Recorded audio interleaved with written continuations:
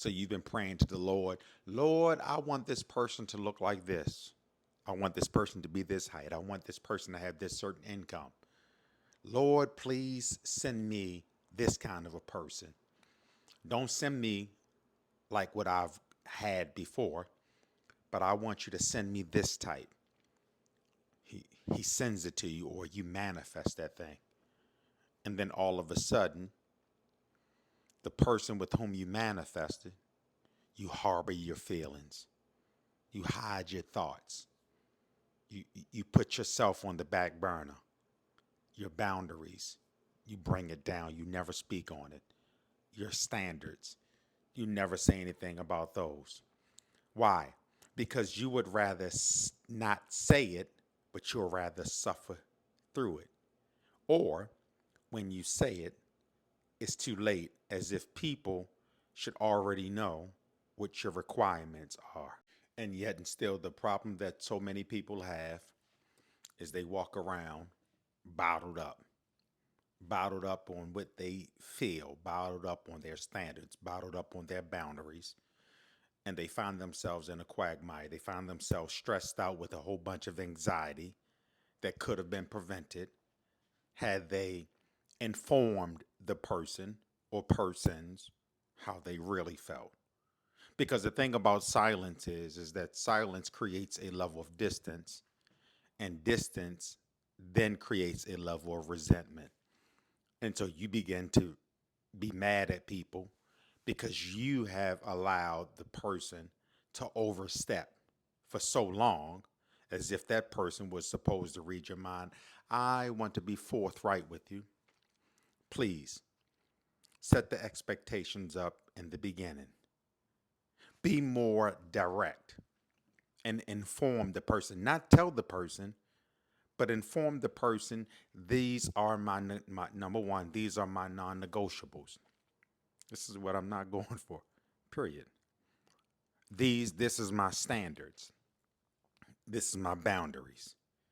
And the person, once you inform them, they have either two options.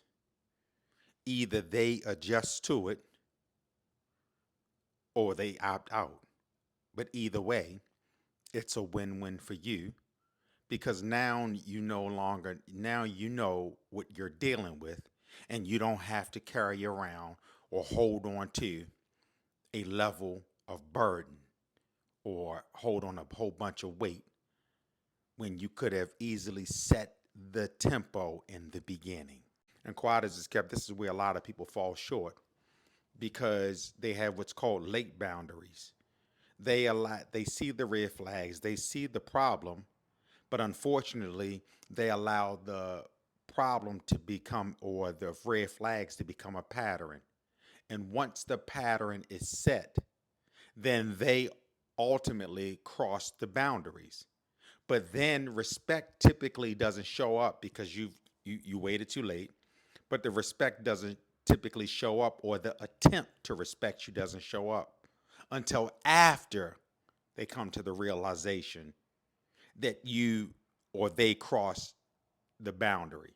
And because the only way that they know that they crossed the boundary is because you waited too late to inform them that they out of pocket. So going forward, be true to yourself. Yeah, speak up early. That's number one. Number two is stay in your truth. Be upfront. Be consistent in your character. You first. This relationship and everything is second. Love on yourself and show up as yourself and nobody else. Let people know this is how I expect you to treat me. I'm not saying it aggressively, I'm not saying it with emotions, but I'm being very direct and I'm being very informative. And if the person wants to know more, they're interested. If a person seeks to understand you, they're interested. If a person wants to be combative or quote unquote playing devil's advocate with your standards and your boundaries, plain and simple, they got to go. You can't keep making adjustments to people that you don't even know if they're going to stick around or not.